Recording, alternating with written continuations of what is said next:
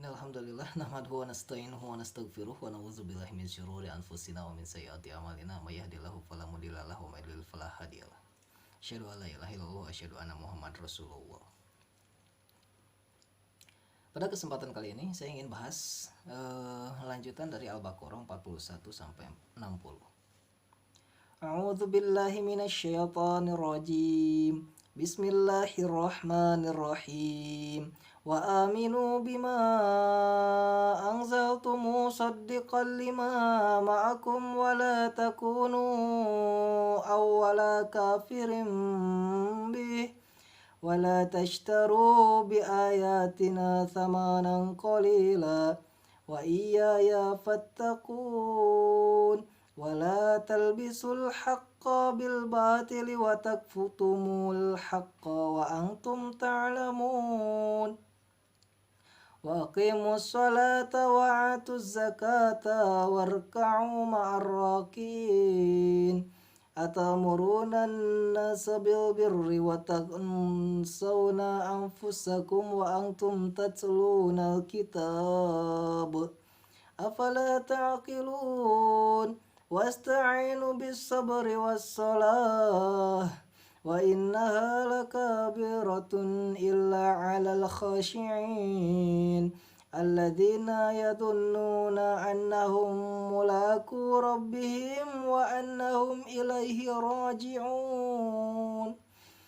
يا بني إسرائيل اذكروا نعمتي التي أنعمت عليكم وأني فضلتكم على العالمين واتقوا يوما لا تجزي نفس عن نفس شيئا ولا يقبل منها شفاعة ولا يؤخذ منها عدل ولا هم ينصرون. وإذ نجيناكم من آل فرعون يسومونكم سوء العذاب يذبحون أبناءكم ويستحيون نساءكم وفي ذلكم بلاء من ربكم عظيم. وإذ فرقنا بكم البحر فأنجيناكم وأغرقنا آل فرعون وأنتم تنظرون. وإذ وعدنا موسى 40 ليلة ثم اتخذتم العجل من بعده وأنتم ظالمون ثم عفونا عنكم من بعد ذلك لعلكم تشكرون. وإذ آتينا موسى الكتاب والفرقان لعلكم تهتدون. وإذ قال موسى لقومه يا قوم إنكم ظلمتم أنفسكم باتخاذكم العجل فتوبوا إلى بارئكم فاقتلوا أنفسكم ذلكم خير لكم عند بارئكم فتاب عليكم إنه هو التواب الرحيم. وإذ قلتم يا موسى لن نؤمن لك حتى نرى الله جهرة فأخذتكم الصاعقة وأنتم تنظرون ثم بعثناكم من بعد موتكم لعلكم تشكرون. وظللنا عليكم الغمام وأنزلنا عليكم المن والسلوى كلوا من طيبات ما رزقناكم وما ظلمونا ولكن كانوا أنفسهم يظلمون. وإذ قلنا ادخلوا هذه القرية فكلوا منها حيث شئتم رغدا وادخلوا الباب سجدا وكلوا حطة نغفر لكم خطاياكم وسنزيد المحسنين فبدل الذين ظلموا قولا غير الذي قيل لهم فأنزلنا على الذين ظلموا رجزا من السماء بما كانوا يفسقون وإذ استسقى موسى لقومه فقلنا اضرب بعصاك الحجر فانفجرت منه 12 عينا قد علم كل أناس مشربهم كلوا واشربوا من رزق الله ولا تعثوا في الأرض مفسدين. صدق.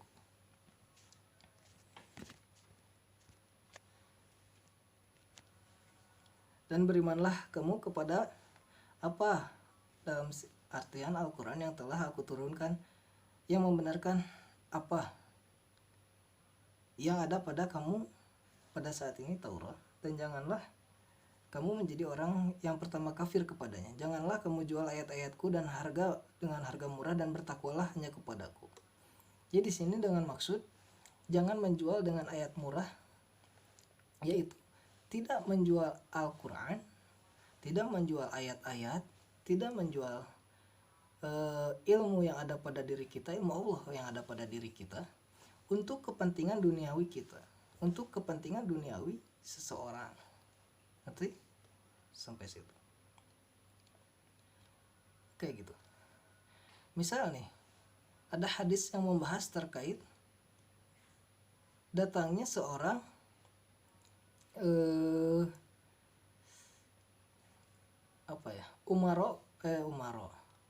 ulama kepada umaro, mengetuk pintu penguasa, atau hadis-hadis yang seperti itu, yang tidak boleh, yang maksud menjual harga dengan murah, yang saya maksud di sini. Dan janganlah kamu campur adukan kebenaran dan kebatilan, dan janganlah kamu sembunyikan kebenaran sedangkan kamu mengetahuinya. Dan laksanakanlah sholat, tunaikanlah zakat, ruku'lah bersama orang yang ruku'. Mengapa kamu menyuruh orang lain mengerjakan kebajikan sedangkan kamu melupakan dirimu sendiri, padahal kamu membaca kitab Taurat? Tidakkah kamu mengerti?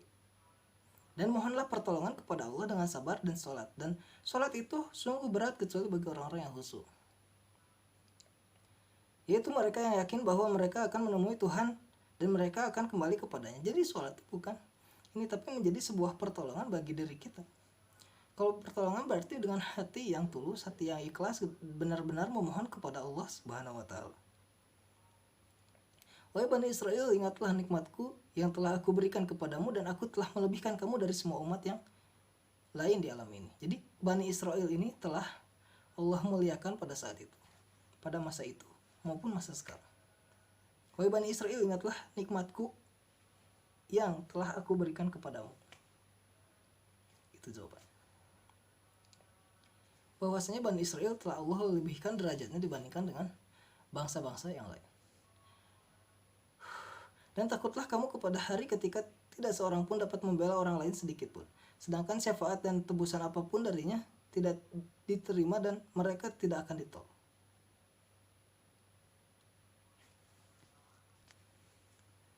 Dan ingatlah ketika kami menyelamatkan kamu dari Fir'aun dan pengikut-pengikut Fir'aun. Mereka menimpakan siksaan yang sangat berat kepadamu. Mereka menyembelih anak-anak lelakimu dan membiarkan hidup anak-anak perempuanmu. Dan pada yang demikian itu merupakan cobaan yang besar bagi Tuhanmu. Cobaan yang besar dari Tuhanmu. Jadi ini kondisi di mana kita benar-benar faith, kita benar-benar yakin bahwasanya kita akan mendapatkan sebuah posisi yang benar. Ngerti nggak maksud di sini? Dapat sebuah ujian yang aneh, tapi Allah selamatkan dari ujian itu. Kesini salah, ke situ salah, ke sana salah, diam aja. Dan ingatlah ketika kami membelah laut untukmu sehingga kamu dapat kami selamatkan dan kami tenggelamkan Firaun dan pengikut-pengikut Firaun sedang kamu menyaksikan. Jadi pertolongan Allah itu berubah menjadi sebuah kadar alam yang membinasakan musuh-musuh kita. Misal nih, ketika ngajar Firaun ini kasusnya, Dan ingatlah ketika kami menjanjikan kepada Musa 40 malam kemudian kamu Bani Israel menjadikan patung anak sapi sebagai sembahan setelah kepergiannya dan kamu menjadi orang yang zalim. Kemudian kami memaafkan kamu setelah itu agar kamu bersyukur. Dan ingatlah ketika kami memberikan kepada Musa kitab dan Furqan agar kamu memperoleh petunjuk. Dari biasanya seorang nabi itu diberikan kitab, Furqan, dan hikmah. Ini bisa dibuka di ayat-ayat lain terkait hikmah. Dan ingatlah ketika Musa berkata kepada kaumnya, wahai kaumku, kamu benar-benar telah menzalimi dirimu sendiri dengan menjadikan patung anak sapi sebagai sesembahan. Karena itu bertobatlah kepada penciptamu dan bunuhlah dirimu. Ngerti? Di sini perintah untuk bunuh diri. Kamu benar-benar telah menzalimi dirimu sendiri dengan menjadikan patung anak sapi sebagai sesembahan. Karena itu bertobatlah kepada penciptamu dan bunuhlah dirimu. Itu lebih baik bagimu di sisi penciptamu, dia akan menerima tobatmu, sungguh dialah yang maha penerima tobat, maha penyayang. Dan ingatlah ketika kamu berkata, wahai Musa, kami tidak akan beriman kepadamu sebelum kami melihat Allah dengan jelas. Maka halilintar menyambarmu sedang kamu menyaksikan. Jadi nges diberenya oge kekeh we. Urang mau percaya ke mana? Si masaha nges nyanyi ngeunaheun kitu nya. Di Gunung Sinai misalnya. Nabi Musa sedang bernyanyi di Gunung Sinai. Bertasbih set bersama gunung. Urang mau percaya sanajan lirik maneh ngeunaheun, sanajan sair maneh ngeunaheun, sanajan omongan maneh bener, mau percaya. Oh gitu, teu naon, sok we. Hingga apa? Maka halilintar menyambarmu. Sedang kamu menyaksikan. Kemudian kami membangkitkan kamu setelah kamu mati agar kamu bersyukur. Jadi geus mau teh dihirupkeun deui. Hirupkeun deui euy. Kayak gitu. Dan kami menaungi kamu dengan awan dan kami menurunkan kepadamu mana dan sawa. Makanlah makanan yang baik-baik dan rezeki dari rezeki yang telah kami berikan kepadamu. Maka mereka tidak menzalimi kami, tapi justru mereka lah yang menzalimi diri sendiri. Jadi repotku dirina sendiri. Dan ingatlah ketika kami berfirman, masuklah ke negeri ini Baitul Maqdis, maka makanlah dengan nikmat berbagai makanan yang ada di sana sesukamu, dan masukilah pintu gerbangnya sambil membungkuk dan katakanlah, bebaskanlah kami dari dosa-dosa kami, niscaya kami ampuni kesalahan-kesalahanmu dan kami akan menambah karunia bagi orang-orang yang berbuat kebaikan. Balasan Allah kepada Musa dipindahkan kepada sebuah daerah untuk tadi makan buah-buahan. Lalu orang-orang yang zalim mengganti perintah dengan perintah lain yang tidak diperintahkan kepada mereka.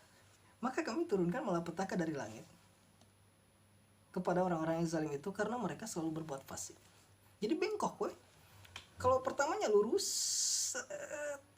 iya geus ka kopi, iya geus bisa di basilatan, belok, bengkok, fasik. Juga gitu. Maka di sini orang-orang zalim itu mengganti perintah dengan lain, perintah yang diperintahkan kepada mereka. Tapi bunuhlah dirimu, misalnya dari kata bertobatlah dan bunuhlah diganti bunuhlah dirinya. Nah jika gitu padahal liriknya mah sarua, sairna sama, liriknya sama.